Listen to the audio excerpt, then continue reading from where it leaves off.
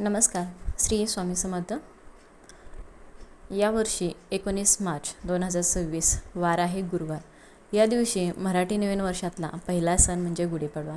गुढीपाडव्याच्या दिवशी आपल्या घराच्या सुख समृद्धीसाठी, आर्थिक भरभराटीसाठी स्वामी समर्थ केंद्रातला एक अतिशय प्रभावी तोडगा आपल्याला करायचा आहे. तर तो तोडगा म्हणजे लाल पिवळ्या पोटलीचा.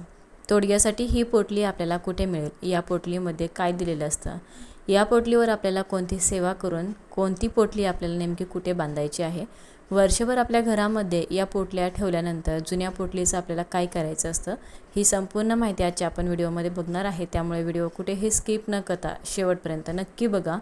आणि नवीन असाल चॅनेल होते तर चॅनेलला सर्वप्रथम सबस्क्राईब करा. सगळ्यात आधी तुम्हाला या 2 पोटली ज्या आहेत त्या घरी आणायच्या आहेत. केंद्रामध्ये सहज मिळून जातील. आता या पोटल्या जर तुम्हाला मिळाल्या नाहीत तर तुम्ही लाल आणि पिवळ्या रंगाचं कापड घेतलं तरी पण चालेल. हा उपाय आपल्याला गुढीपाडव्याच्याच दिवशी करायचा आहे, कारण गुढीपाडव्यापासून आपल्याला नवीन वर्षाला सुरुवात होते.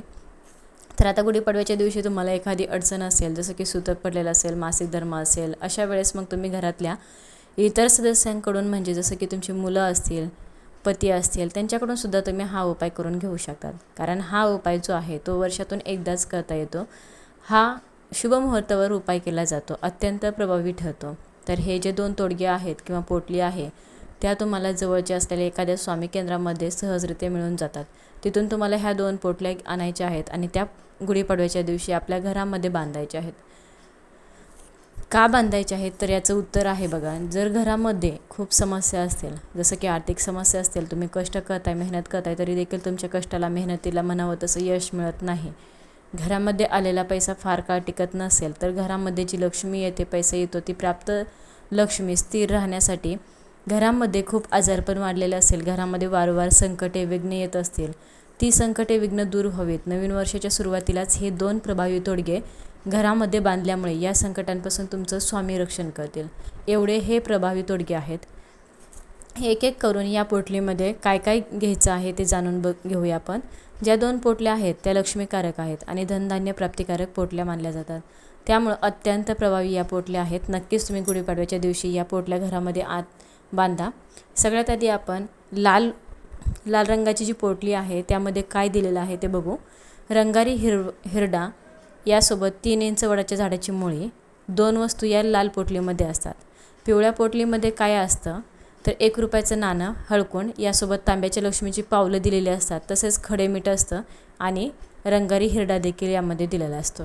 सर्व वस्तूंसोबत आपल्याला यामध्ये अजून एक वस्तू ॲड करायची असते, ज्यामध्ये आपल्याला घरातील मूठभर गहू टाकायचे आहेत. फक्त पिवळ्या पोटलीतच आता टाकायचे आहेत. यावरती आपल्याला गुढीपाडव्याच्या दिवशी काय सेवा करायची तर गुढीपाडव्याच्या दिवशी हा उपाय करण्यासाठी आपल्याला पहाटे लवकर उठायचं आहे. सगळ्यात आधी आपल्या घराचं अंगण आपल्याला स्वच्छ करायचं आहे, घराची स्वच्छता करून घ्यायची आहे. त्यानंतर आपल्याला अंघोळ करायची आहे.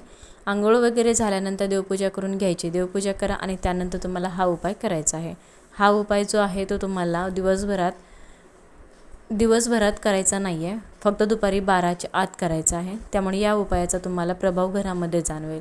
आता हा उपाय करण्यासाठी देवघरासमोर बसून आपल्याला हा उपाय करायचा आहे. सांगितल्याप्रमाणे कोणीही हा उपाय करू शकतं. जसं तुम्हाला खूप धावपळ होत असेल, तुम्ही तुमच्या पतीकडून देखील हा उपाय करून घेऊ शकता, मुलांकडून देखील करून घेऊ शकता, तुम्ही स्वतः केला तरी पण चालेल. तुम्हाला या दोन्ही पोटलीमध्ये या दोन्ही पोटली ताटामध्ये घ्यायच्या, त्यातील साहित्य ताटामध्ये ठेवा. नंतर त्या साहित्याला हळदी, कुंकू, धूप, अगरबत्ती अशी पूजा करा. हे साहित्य समोर पाटावर ठेवून किंवा एका हातात घेतलं तरी पण चालेल आणि दुसऱ्या हातात माळ घ्यायची. स्वामींच्या जपासाठी माळ घ्या. 108 वेळा जप सुरू करा. नंतर स्वामींना आपल्या घरामध्ये सुख, शांती, समृद्धी राहावी अशी प्रार्थना करा आणि नंतर 5-10 मिनटे तिथे साहित्य पोटलीमध्ये राहून द्या. नंतर लाल पोटलीत रंगारी हिरडा, वडाची मुळी ठेवून परत ती पोटली योग्य प्रकारे बंद करायची. त्यानंतर एखाद्या तामणामध्ये किंवा प्लेटमध्ये ही पोटली ठेवायची.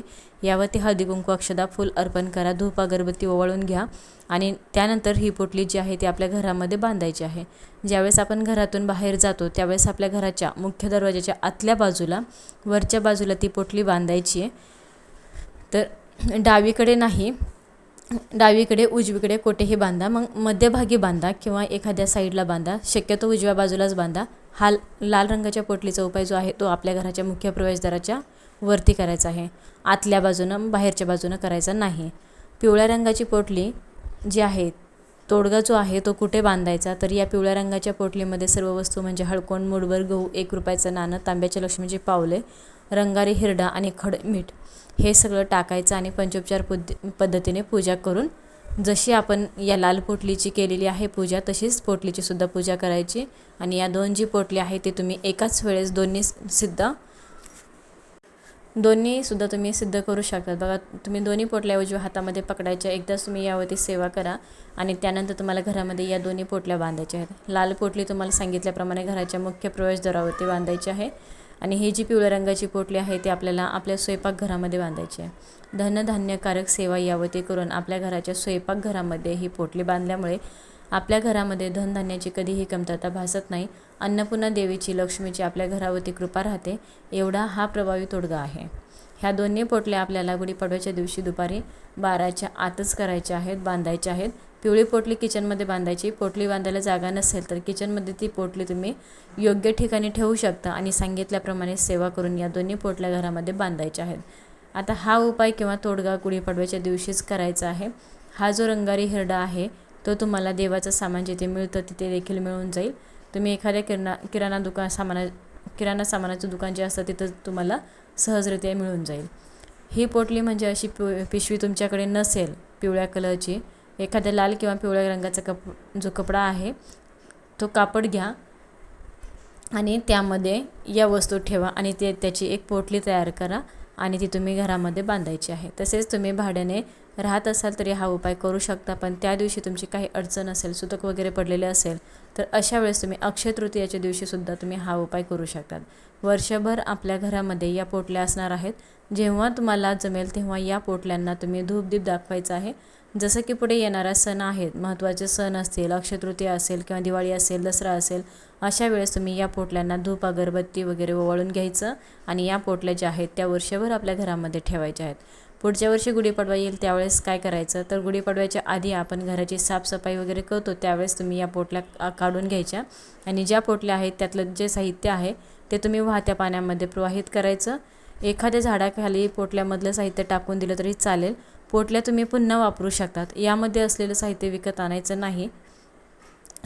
आणायचं आहे आणि परत या पोटल्यांमध्ये ठेवायचा. तरीही असं केलं तरी पण चालेल आणि अशा प्रकारे हा उपाय तुम्हाला गुढीपाडव्याच्या दिवशीच करायचा आहे. धनधान्य प्राप्ती सेवा करून ही पिवळी पोटली स्वयंपाकघरात बांधायची आणि लाल पोटली आपल्या घराच्या संरक्षणासाठी, आर्थिक प्रगतीसाठी, आपल्या घरावर येणाऱ्या संकटांचे निवारण होण्यासाठी, मुलांच्या प्रगतीसाठी मुख्य प्रवेशद्वारावरती बांधायची आहे. तुम्हाला ही सगळी माहिती आवडली असेल तर जास्तीत जास्त लोकांपर्यंत व्हिडिओ शेअर करा. व्हिडिओ शेवटपर्यंत बघितल्याबद्दल सर्वांचं मनापासून आभारी आहे. धन्यवाद. श्री स्वामी समर्थ.